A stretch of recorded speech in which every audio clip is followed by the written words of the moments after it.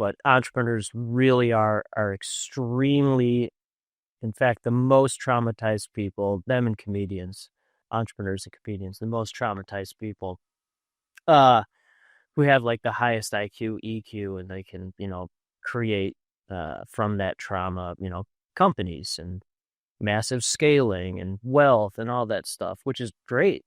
Um, but it's just a lot of unresolved trauma. So, and then, again, there are four things that I've seen that separate entrepreneurs from everyone else. Four things are bankruptcy or potential bankruptcy, two, depression, three, the highest level of anxiety you can imagine, and then four, trauma as a child or young adult. So bankruptcy / potential bankruptcy, two, depression, three, highest level of anxiety you can imagine, four, trauma as a child or young adult. So since COVID, not counting silver spoons, I know a lot of silver spoons, but not counting silver spoons, I've talked to just a handful of people, less than three of those four things, less than three of the four. Almost everyone I talk to now is all four. Almost all four. I'm three of the four. I would risk bankruptcy, to your earlier point, to do the things I'm doing now.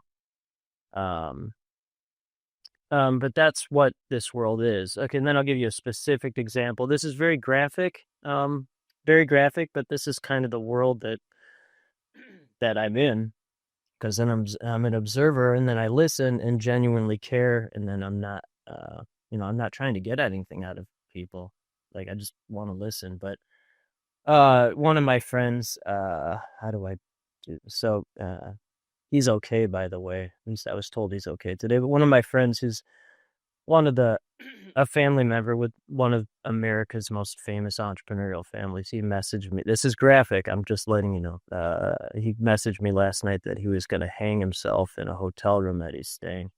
He didn't do it. I called his girlfriend, and then she messaged me today that he was okay.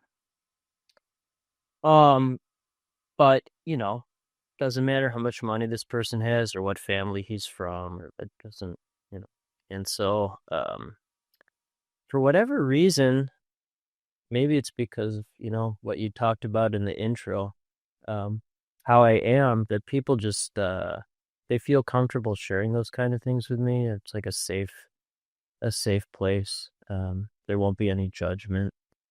But that's what this world actually is, and that's what people don't really talk about. It doesn't usually get that extreme, but with entrepreneurs specifically, like in some of the groups we've been, I just see right through people, and I know they're basically full of, belief when they're talking about how great their life is. For the most part, I know who they really are and what they've overcome and what they're dealing with. So that's a long answer. But until someone actually really talks about what's going on and is willing to like also go through those kind of things, there's really not going to be any healing. It's just going to be continued mask projection. And so to actually do that while you're alive, it's very difficult. It's very difficult. And but it's what I'm on this planet to do, so might as well do it to the best of my ability. Justin, it seems to me that it's not just entrepreneurs, but it's pretty much every human, I think, that we encounter. It seems like they're going back and forth between, and there's like this, there's like this, if you want to call it, currency exchange between trauma and joy, and trauma into joy, and the joys that we've been built with, and back and forth and back and forth. What do you think, though, is the reason why someone has exchanged that into creating a company, creating an idea, creating a something that would then the whole world goes entrepreneur? Oh, well, the simple answer is high IQ, high EQ. That's so most people can't do that. If they could do that, they would. And then again, like observing the patterns, almost everyone I talk to, I've created a fun game within my Rain Man, / partially Asperger's brain, or whatever you want to call it. Like, I like to guess people's IQ. So usually I can, if they've taken, I can guess it within like um, I don't know, a couple points. And then in the Epic Journey book, I'm not a scientist or PhD. I don't really care about that stuff. But I've simplified IQ into like, here's what it is if you're between 130 and 140, or 140 and 150, or whatever that is. But I would say most of the people I talk to are at least very high 130s. 140 is genius level. That's less than 1% of the population.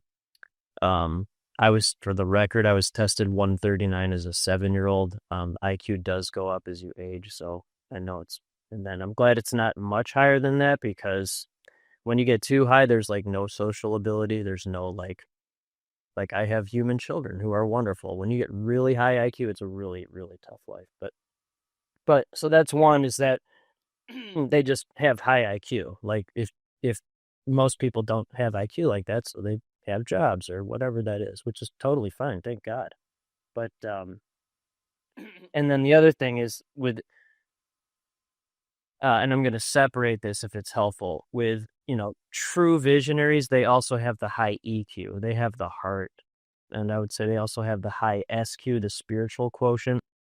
When you start, and I know a lot of people like this, when you see the high IQ with the lower EQ, you see a lot of folks and again, totally fine. This creates a lot of jobs, but it's like, a lot of narcissism, uh, a lot of like what matters only in this lifetime, a lot of numbers, um, and again, totally fine.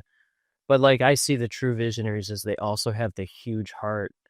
Um, and then a lot of the folks I talk to, they're very high IQ, but their EQ is off the charts. Deep, deep, deep, deep empaths. Huge empaths. And then the other thing is, as they get older in human years, their spiritual quotient evolves, because uh, if they're if they if they go through something, because I know the things that you've gone through, how painful that must have been. They go through things like that, or if they just get to the point where like, well, there's no logic in any of this, none of this makes any sense. Then the spiritual quotient starts to evolve, and I would say what the Epic Journey book is about is like a spiritual awakening, ego dissolution slash death. If anyone's read The Alchemist and or Little Prince, it's that but real, and then written in real time, which is just horrifying. Um, I won't even read the manuscript. It's too painful for me.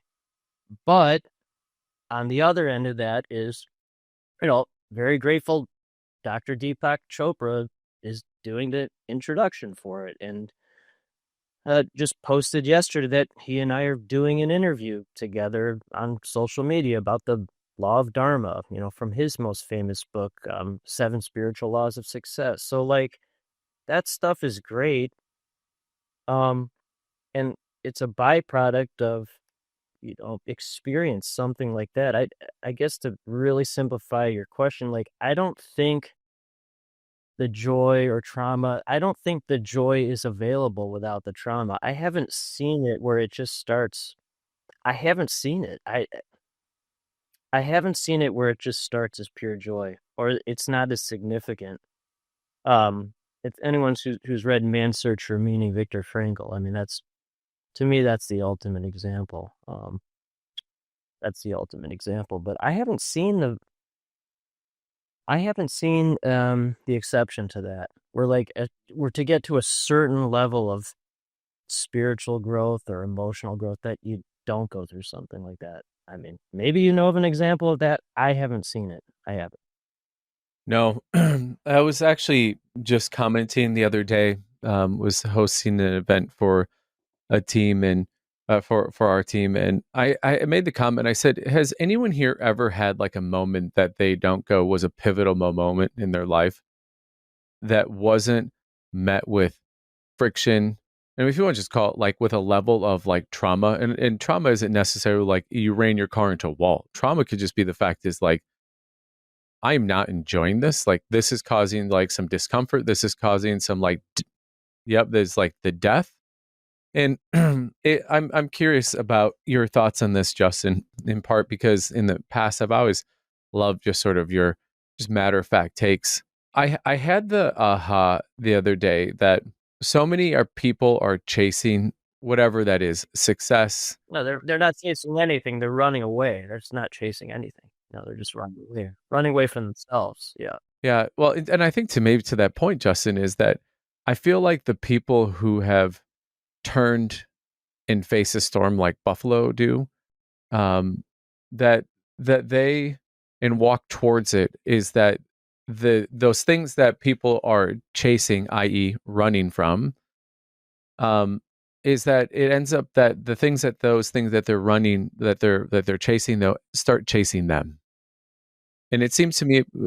So it seems like to me like what you're talking about, like, hey, like you have to have friction, you have to have trauma, or at least you have to. Maybe you don't have to have, but you have to have the courage and willingness to walk towards it. Well, you're a great listener, and good at distilling and discernment. Uh, I guess since I'm embarking on this spiritual journey or whatever you want to call it, like I've read a lot of Dr. Carl Jung. Jung was a disciple of Sigmund Freud.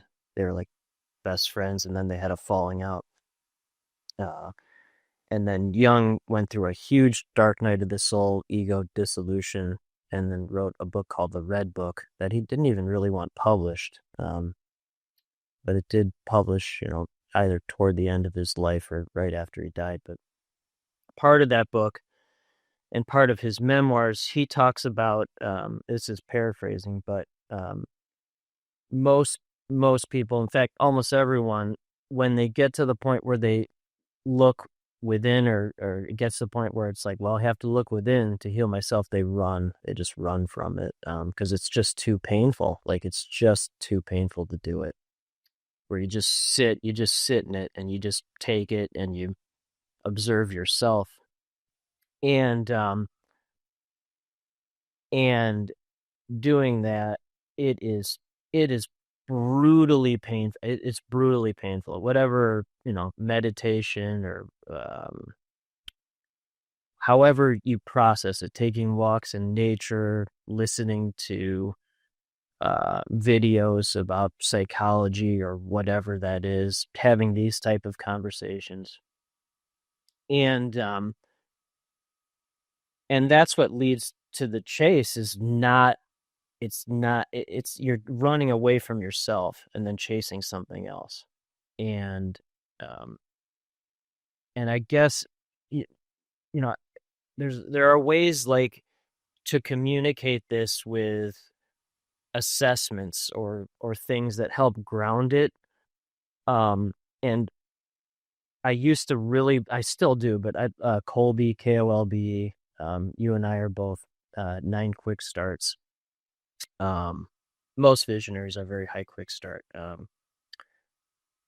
But as I've evolved, I've found, and I never would have believed it. I never would have believed any of this, because it doesn't make any sense. But I found that numerology is a is for me, and actually really simplifying things. It's far superior to Colby. And then there's another assessment called human design, um, and even astrology, which I mean, I would have thought that stuff was insane. But um, I found that those three things, numerology, human design, and astrology, are really good at simplifying, um, and hopefully helping people understand who they are. And then the key is not attaching to those things, that, like, you don't have to be this way because you are that. But it is very helpful. And again, litmus test for people. I'll just, if it's helpful. So, like, if in numerology, I'm a life path 11. That's extremely rare. Like, it's called a master number. Tony Robbins is a life path 11, so that's a good example. Both Obamas, Michael Jordan's an 11, Kobe Bryant, R.I.P., he was at 11. Um, and Carl Jung called 11s wounded healers. Like, you go through this horrific dark night of the soul to heal. 11s are the master visionaries for the most part, they don't care about material things at all because it's just a mask. Um, from what I remember, you're a 4, which is, and this is great. You're very, very grounded. Again, this is what a 4 is: grounded, logical, good at making money, good at running companies.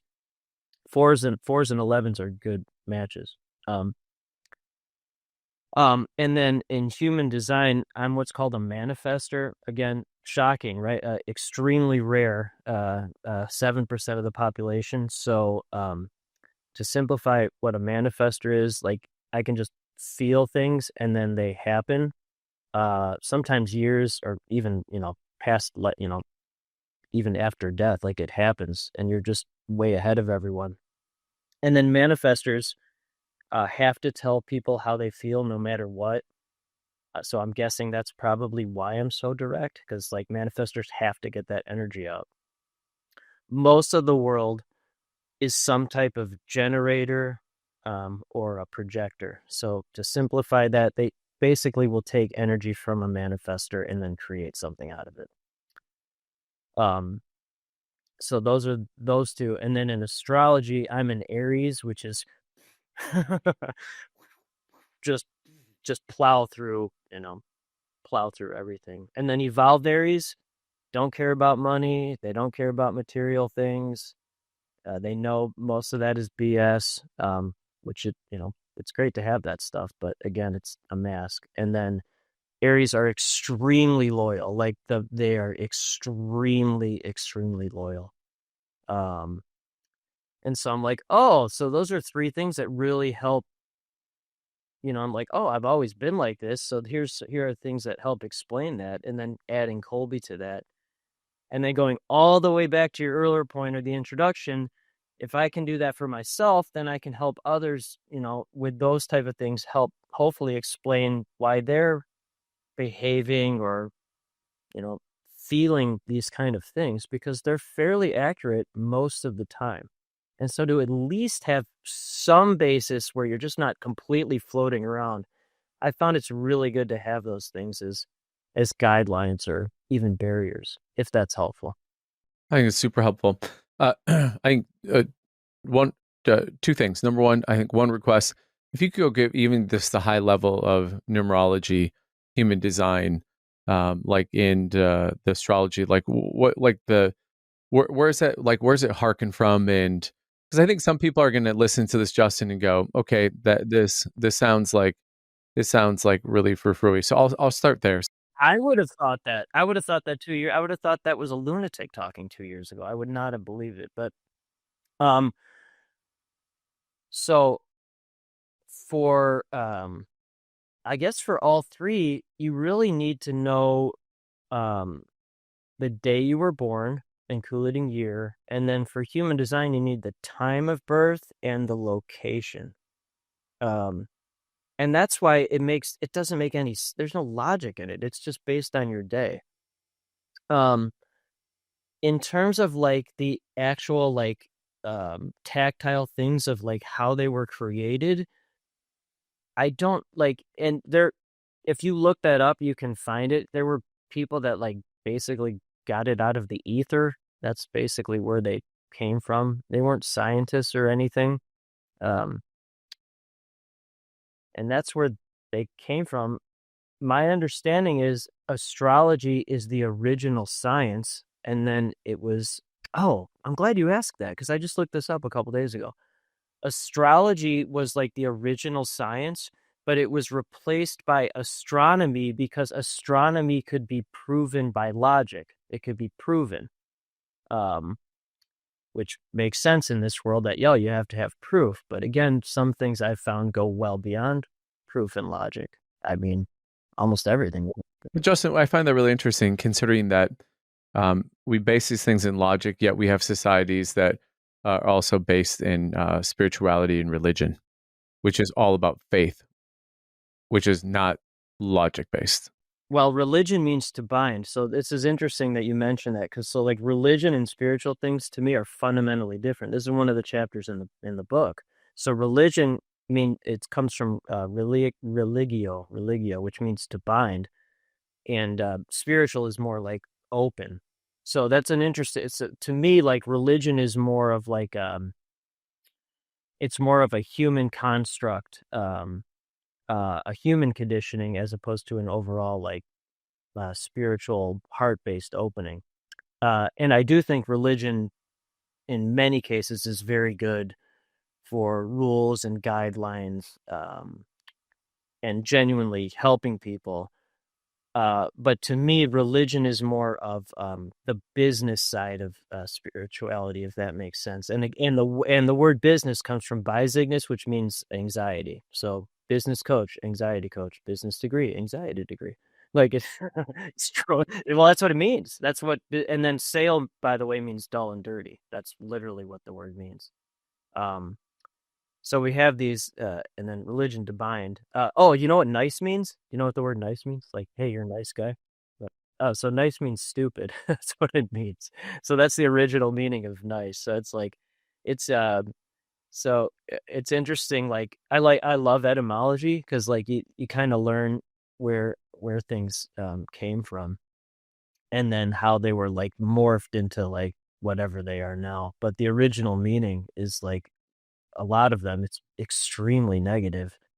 Um, yeah, and then you scale anxiety like, oh, Yeah, Justin, I'm curious. You've said now, I think a couple times here that a couple years ago you would have thought this is like psycho. This is sort of insane. I'm curious.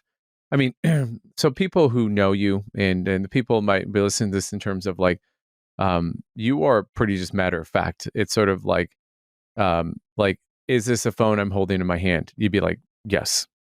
So I'm curious, what what was going on for you that you were like in this quest? Because it seems like you were in a quest, and usually when you have a quest there is a internal strife or an external strife, right? When you look at even stories and how like stories are born and there's a quest, right? And quite frankly, the hero's journey, right? When you think of like story brand and like kind of like really bringing that, like that is a quest, and quite frankly you're born, come out of your mother, and you start your quest. What was it about and what was happening in your life that you said, you know what, I am not satisfied with either the logic spirituality that is currently I'm based on, that I need to go on a quest? great question. And this is literally what the book's about, which is, it's called Epic Journey, so it could have been called Epic Quest, I guess. But well, uh, my father was 61 when I was born. He'd be 109 now. Um, he was a World War II hero, became attorney in Nuremberg Nazi war crime trials. Died when I was 13. And after he died, I found his war diary from the Battle of the Hurtgen Forest. Um, if you've seen the movie Fury with Brad Pitt, it's a similar battle to that. Horrifically painful. Um, my father was one of the last one. He was one or two soldiers that survived in his unit of over 100. Um, Oh so wow. Well, yeah, it's right. So that's normal for me. Like I don't. So it's confused. Like thank you for saying that. It's like it's genuinely confusing when it's like that's just my baseline. Um, so in 2024, I wrote the manuscript from March 2024 and then finished it in like mid-May. But as I was writing the book, our manuscript, not knowing, I had no idea what I was even doing, but I was just writing it. It was like pre-manifesting myself, which is really weird. But weird, by the way, comes from WYRD, which means following your purpose, following destiny. That's what weird means. So when people call you weird, yeah, right. That's of course. Oh, yeah, you're so weird. Well, of course I am. So as right in the middle of the manuscript, I opened his diary, or right when I was doing it, and um there was a map that he drew, um of three cities, London, Paris, and then a little town called Nancy in France. And so I'm like, oh, I'm going to finish the book in Nancy, France. I'm going to follow my dad's war diary map. So I flew to London, took a train to Paris, and then that same day took a train to Nancy, France, and um, you know, found what I was searching for. Basically in this town, this, I guess it's a city. In the center of that town, there's some fountains there, um, and basically, to simplify it, found that this town square represented what the world actually was, is just a giant broken heart, with individuals who have broken hearts who aren't healed, and so they're projecting unhealed broken hearts out into the world. So I mean, there's a lot more detail I could go into that, but I didn't overthink anything. I'm just like, oh, here's this map, I have to go, and then that's what I found. Yeah, but talk about though the moment, right? Because I think that it's like a post-action, debrief. If you think about like your dad in the military, like, okay, so what happened? And you're going through, right? And it's like you're trying to hit the high points. But I think though, like, what was it though that like when you got there and you said, like, number one, what were you even searching for? When you go, I found what I was searching for. Like, number one, like, I think a lot of people don't even know what to even say I'm searching for. And so I'm curious, when you say that, what was that? And how did you, and how, like, okay, you saw that, but like obviously it wasn't like you walked in and it's like lightning struck you and it's like boom. It was like Oh, it did. That's exactly what happened. I woke up okay. at 1:36 in the morning, and like, in fact, one of the drawings in the book is about a glitch where lightning literally strikes. So that's exactly what happened, right? So that's Okay. interesting you said that, and that's what happens in my life is people say something, I'm like, no, that's literally what I drew. So That's awesome. well, it can be. So it's I will give it. So one of my friends, Stephen Gibson, who's in the book, uh, as I was preparing to go to London, he's a great guy. If you'd like, I'll introduce you to him. He's a 7 quick start. Oh, no, he's a 5. He's a 5 quick start. Great guy. And um, so he, as I was preparing to go to Nancy, France, which I'd never heard of, never. I don't. Most people haven't heard of it. So, and then again, London, Paris, Nancy. So I was talking to him on a Zoom call. Again, so he was sitting there. This is in the book, by the way.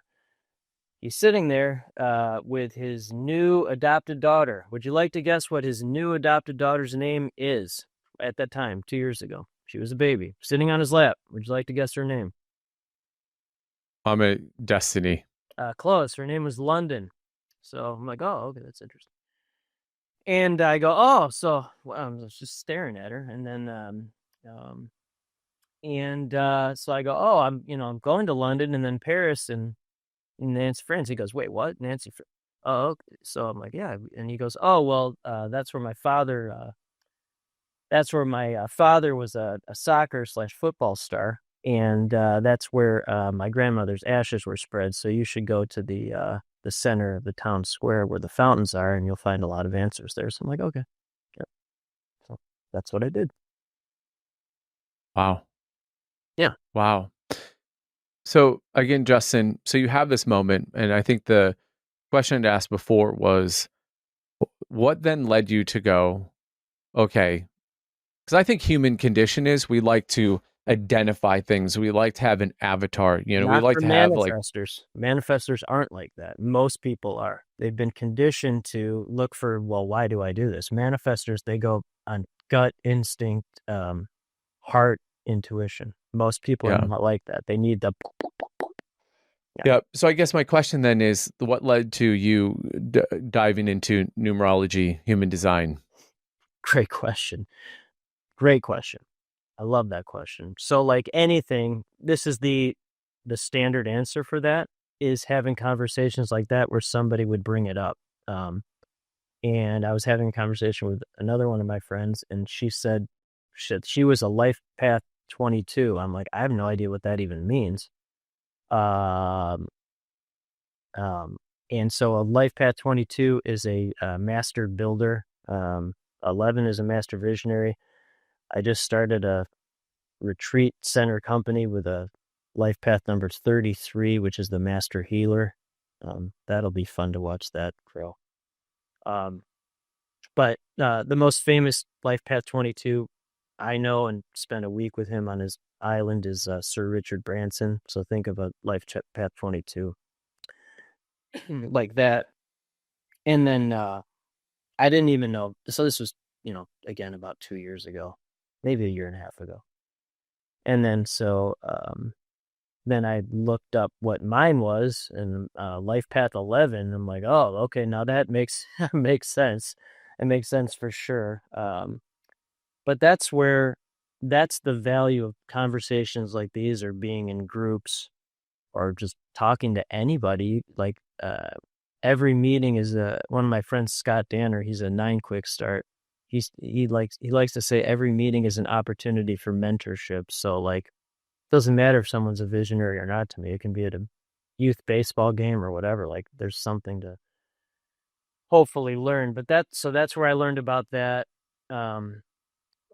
As I was writing the manuscript, someone I don't know how to describe her, but she introduced me to one of her friends who's a human design expert, or you know, uh, she's she has credentials in that, and I really fought against doing that because I don't consider myself a human. Like that's not even, I'm not joking. Like I kind of am, but not really. So I'm like, why would I want to know about human design if I'm kind of an alien? But so, and then I begrudgingly did it, and then found, oh, well, I'm a manifester, so that would make sense that that lines up. So that's how I basically learn everything, is that have conversations, really listen to people, and then if my heart tells me to do something, I just do it no matter what. And I will risk everything to do that. I have. There's no doubt about that. And it's okay. I just know most people aren't willing to risk everything, but you know, my dad was like that. My mom is certainly like that, and so am I. Yeah. Justin, I'm curious. Typically, what people don't understand is when you're going through journeys where you are, I'd like to say, like you're metabolizing what's happening to you. And and I think the thing that I realized, especially like with when Benny died, it wasn't happening to me, it wasn't happening for me, it was happening like through me.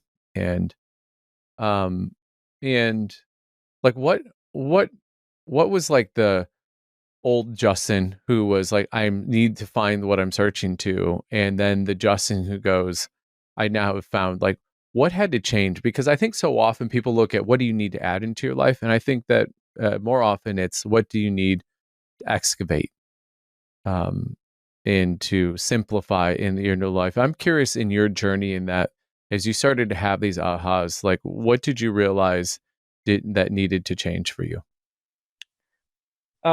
So one, it's a really good word, metabolism. So metabolism, I just looked it up, comes from metabole. It's a Greek word meaning change. So it's change. I really like.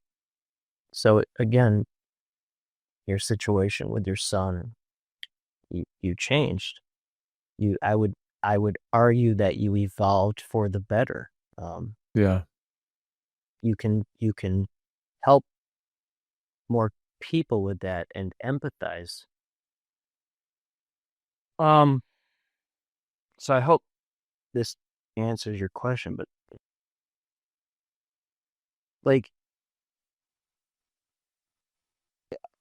okay, so I have to feel this one, but what I've learned in this is to kind of flip the script on everything, knowing that whatever the ordeal or trauma is, that one, I don't believe in randomness. I just don't. I've seen too many examples now where things just happen, like where you're talking about the lightning, or I'm like, well, I just drew that, or the thing that happened in France, like that things are just meant to be how they are. um, and then taking action without overthinking and just following gut intuition is the key to stay on that timeline and time frame. But as important, if not more important, is not attaching to outcome. And that is so bleeping hard. Because we're all still, I guess, technically human, trying to control things, and totally fine. I get it. It's like the ego fighting survival. But not attaching to outcome, that's been the hardest thing for me. It's so hard. Um, Especially because I hope people find this funny, um, but this is just kind of how it is for me, and I've accepted it. But so part of, I'm grateful for all this, but part of writing this manuscript and doing this book, it led to I would say, as far as divorces go, it led to a very amicable divorce, extremely amicable as far as those things go. And the woman I'm dating now, she's just a wonderful, wonderful woman. She's a life path 6, and life path 6 is for those who are single and really need a nourishing, loving person. Date a life path 6. That's not a joke. I'm being serious about it. They're just the most loving. Haven't met an exception to that. But so years ago, when my ex-wife and I were very happily married, I just just said, I know the person you should be dating. Like, you should be dating him. He loves you, and they were going out as friends, and uh, a few months ago, she finally admitted that she was dating him. I'm like, well, good. You should have been dating him years ago. So like, even with that, like, so I mean, so I mean, so even with that, um, uh, like I could just, it was so obvious to me, and and then she's happier, and then I'm very likely dating the person I should be dating. So it's like, um, but again, it's not attaching to that outcome. It's not, even though you're basically certain, um, it's not attaching to that, and it's very difficult. It's so difficult, um, for any visionary, where they're so many years ahead, sometimes a lifetime or two ahead of others. And had a really good talk, um, with this.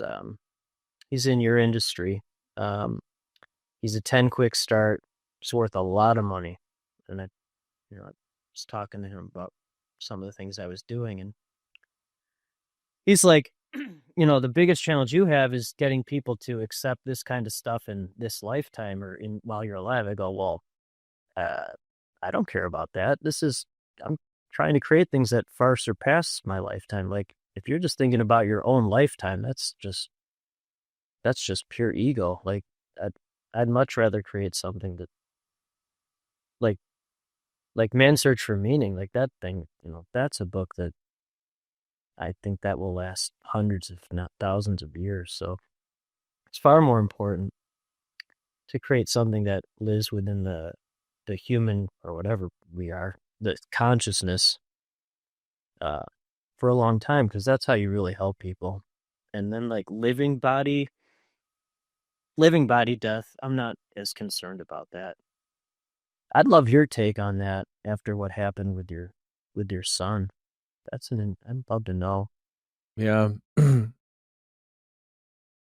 think before uh, having basically a front row seat to watching when you think about the wealth really in life, it's really it's our genes that we get to share with another human being to create something that has never existed. I mean, it's the ultimate entrepreneurship, right?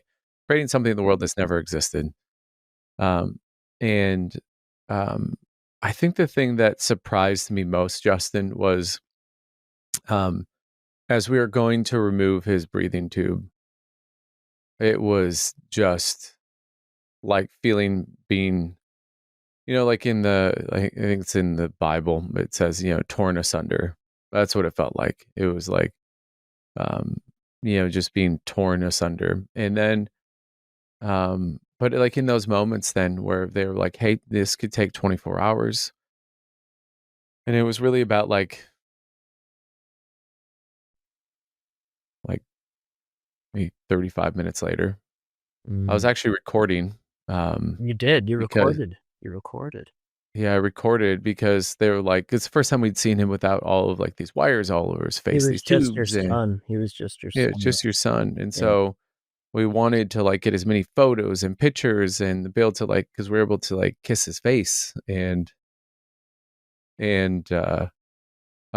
you know, and like at the time, like this is like the part that for me that is always just like is really really hard as a father and as a parent and um like saying goodbye is really like hard. But I just remember at the time frame was recording him and Jenna was holding him on her chest, and I just remember saying I was like, oh my god, Jenna, I think he just smiled. And that was that he smiled right before he took his last breath. But I think the thing that surprised me was that post that is I expected to have this tidal wave of just immense grief. And um I've talked about this on the podcast before, but when you talk about like the death of the live body, I think the thing that I became really aware of was um this incredible peace. And I think realizing that like Benny was not just his body.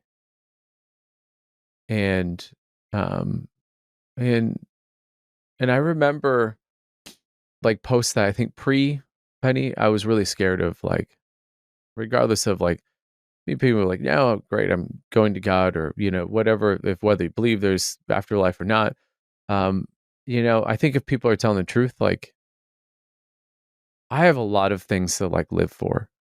And it will be like it, I think it still will be sad when I think about like, leaving behind this incredible playground of like deep and meaningful relationships and memories. And it's one of the reasons why I love sunrises and sunsets so much, because I just feel like they represent the unknown.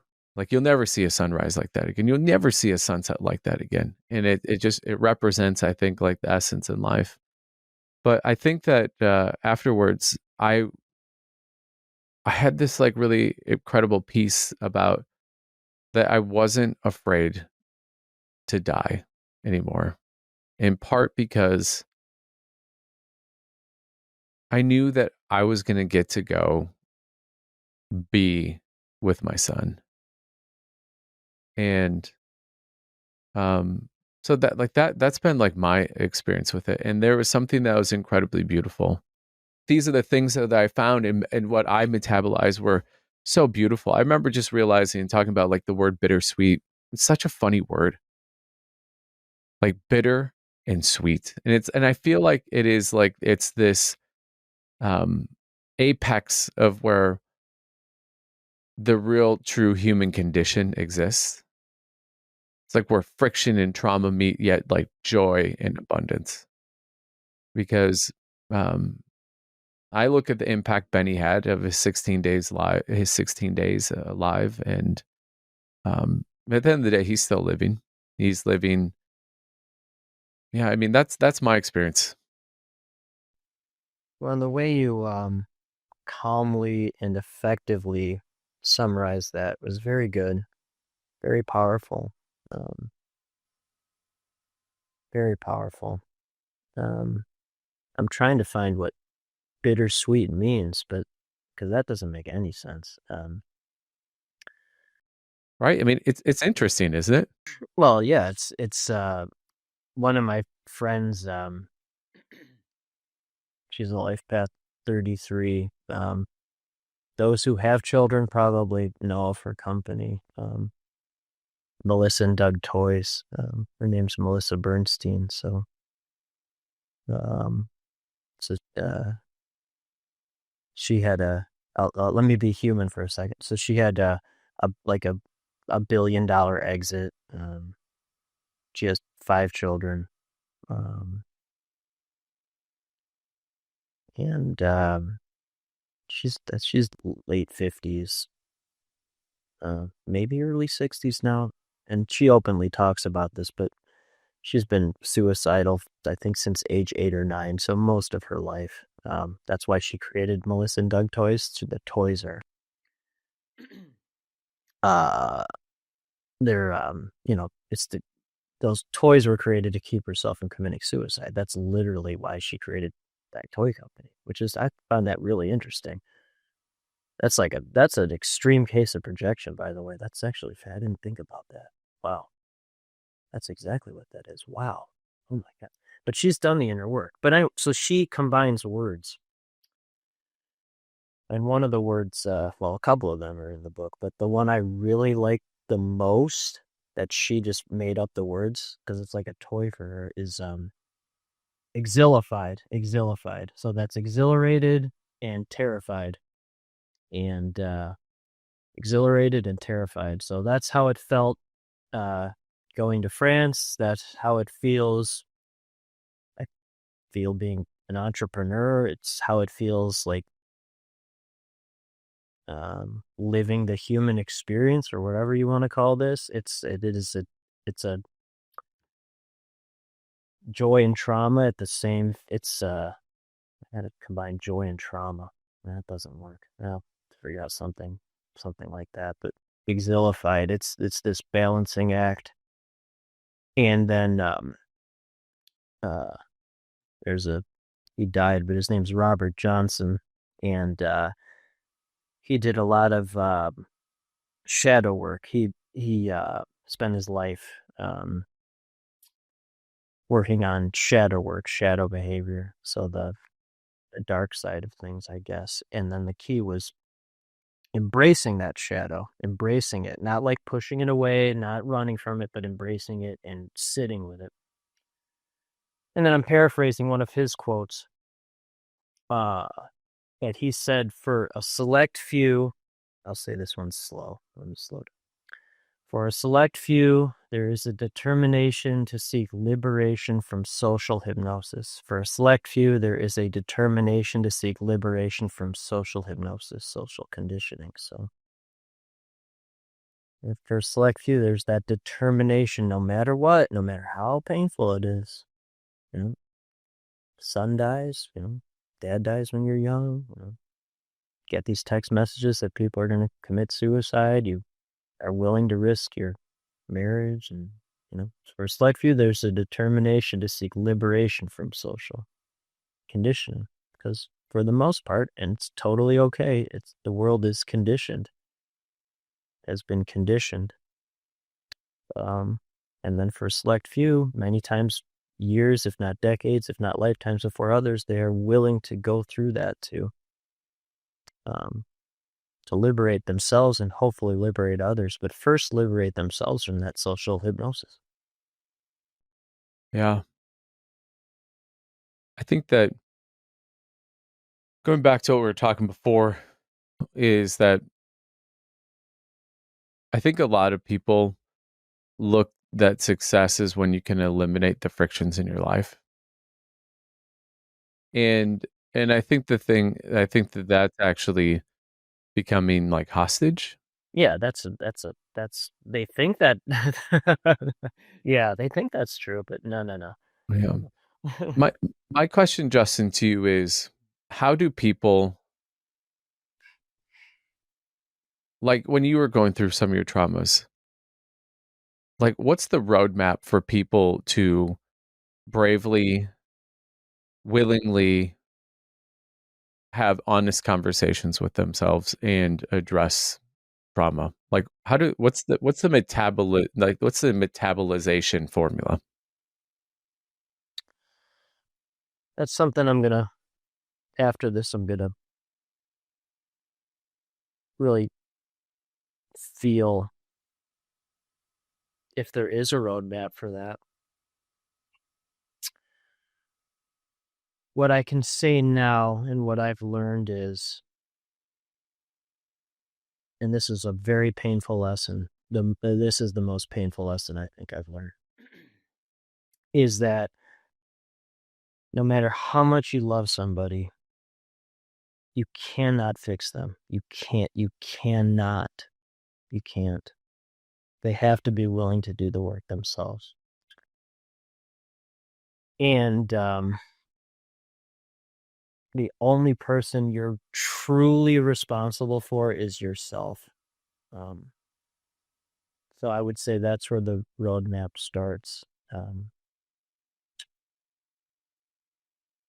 And that has been such a pain. I can't even begin to describe how painful um, a lesson that is. I'll simplify it from again what I've learned, and um, you know, again, is this what people tell me like over and over and over and over and over. So I'll just listen and then observe. So and then have experienced this at a oof, very painful level. But so from a we'll just say man woman perspective, it's just easier at this point. But so from a woman perspective, thousands upon thousands of years of being abused, traumatized by men in any way imaginable. So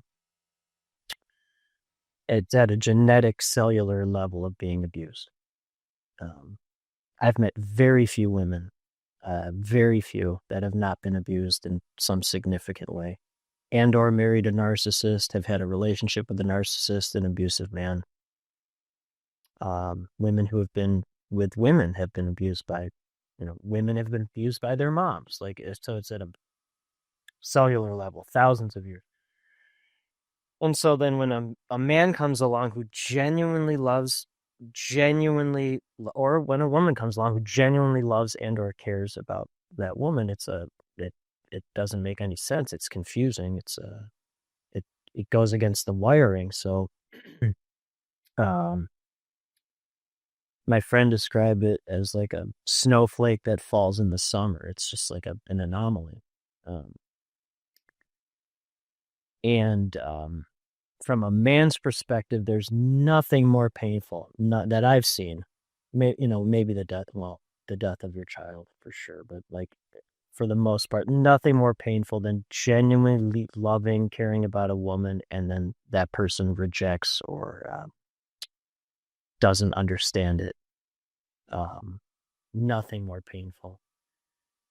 And I'm convinced at this point that most things in society have been created, or all these disruptions, or the war, economy, things that they've been created because of those type of relationship, either being with the wrong person, or a person being rejected, and then they take that trauma and they create something out of it.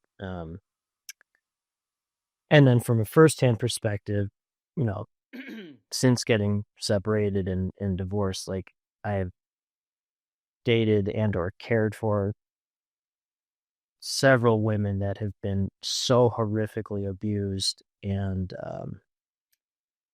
I've had to learn that you can't, no matter how much you love them or care about them, it doesn't, they have to be willing to do the work themselves. And it's extremely painful, and but necessary, um, because it led to, meeting someone who is doing the work and has done the work. And, from a firsthand perspective, that's been great. But then it's also like helping people navigate or at least creating conversations like this where they can talk about their own experiences and, you know, hopefully they are with the right person, um, or they realize maybe they're not with the right person and then they're willing to, you know, find that person because I strongly feel that as a human, we're not supposed to be by ourselves. I just don't, I mean, some people maybe are, but for the most part, we're supposed to be with someone, you know, who really understands. I can't even imagine how much you being with the right person has really helped you grow as an individual. But like, I mean, God knows what the hell you'd be doing if you were with the wrong person, Yeah. flying around in that plane all day. God knows what you'd be doing. But Yeah. Yeah. Well, it's interesting, Justin. I don't want to say understands, but accepts. And by the way, it seems like the Beatles were right. But truly all you need is love. it's really not that complicated.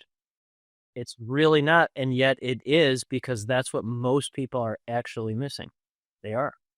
Love for themselves, first of all, but and that's great, but again, with that right person, and if you're with the wrong person or someone who's not an ideal fit, it doesn't and I don't care how much money you have, I don't care, it doesn't matter. 'Cause if you go home to the wrong person, it's just a constant strain, constant. What's the call to action for people who are out there who maybe are listening to this and kind of, and by the way, it's not even just going home. I think it's when you look at the 5 people you spend the most time with, the businesses that maybe you own that you're in partnership with, The anxieties that you own. you have the anxieties that you own. Like like what's the call to action, would you say? I mean, because obviously 2 years ago you were like human design, numerology, like what's this bullshit? And now here you are. So again, you've obviously walked through your own fire, your own fire walk. Like what would you tell people? As simple as it is, take a step back, observe who you are and how you're feeling, and then document it, have conversations with people that you really care about it, and have those brave discussions. That's one. And then again, I never would have believed any of this stuff, but taking those assessments or learning about that, they are very helpful, at least as a starting point. Because without a starting point, if you don't have a start to the journey or if you don't have a start to anything, you're just floating around. So it is good to have that type of somewhat foundation. And one of the companies I started, um, it's called Corvia.ai, Corvia.ai. So core is Latin for courage, heart, and then via is path, so heart path. But we have these workshops, and uh, and so the people that attend those, I would describe them as extremely high IQ, high EQ folks. Currently, it'll expand to general population as it expands. But one of the folks on there, he's a musician, and he was talking about the start of a song is the bass, BASS, but I thought about it as BASE.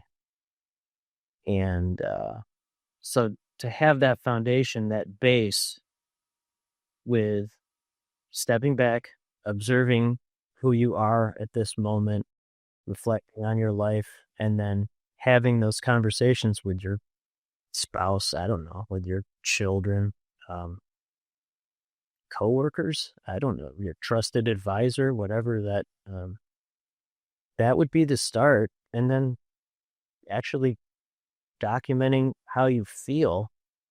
I will say that, I was never a songwriter before, but now I co-founded 2 music companies. I didn't I didn't think that was gonna happen, but have found that music and songs are the fastest way into your own heart. I don't know why that is. Actually, I do. Music actually predates spoken communication by 10,000 years. That's been scientifically proven, but so music's like our original communication. So write a song or create that base. I would say that's the starting point, literally. I love it.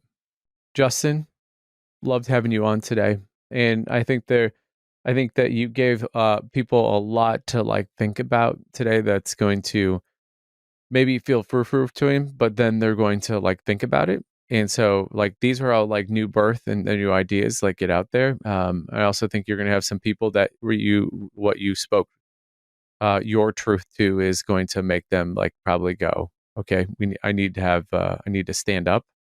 But if people want to know more about you, they want to follow you, they want to read you, they want to more have opportunities to see the brain bursts that are happening with you. Like where can they find you? One, thank you for this opportunity. I appreciate it. I felt full Rain Man today, full Rain Man, even for me. So that was got me full event. Get kicked out of a casino for counting cards later today, but Yeah. so that's a high IQ humor right there. But uh I'm on LinkedIn, and then the two main companies I can talk about are aurumsanctuary.com, AURUM sanctuary.com. Aurum means gold, by the way. Gold was very healing, is very healing. And then Corvia.ai. But you can hit me up on LinkedIn. Yeah. Yeah. Yeah, and then can you remind the audience of the books you have, and you also have kind of an exciting project coming out off of one of the books. Your 2 or 3 follow through came through on that one. Good job. So the first 2 books, it's kind of funny because the first one was called Epic Business, Epic Anxiety, and then that's so you learn. And then the second one was it's called Epic Life. And then the next one, it will be out soon. It's called Epic Journey, and that one's, it's not a book. It's something, I don't know what it is. It's some type of, I don't know what it is. That one, it's weird because people have gotten tattoos already based on the manuscript. I did not expect that, but